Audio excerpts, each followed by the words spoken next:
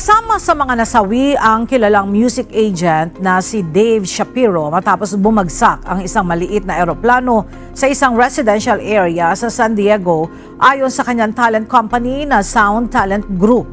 Isa rin sa mga pinangangambahang kasama sa naturang bumagsak na Cessna plane ay si Daniel Williams, dating drummer ng metal band na The Devil Wears Prada, na nagpost pa sa social media habang nasa eroplano. Kinumpirma ng San Diego authorities na hindi bababa sa 2 ang mga nasawi sa plane crash, ngunit tumangging ilabas ang pangalan ng mga nasawi.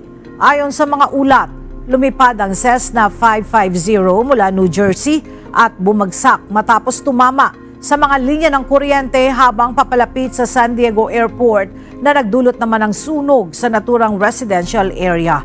Patuloy ang investigasyon ng National Transportation Safety Board habang nagluluksa ang mga kaanak at kasamahan ng mga nasawi sa trahedya.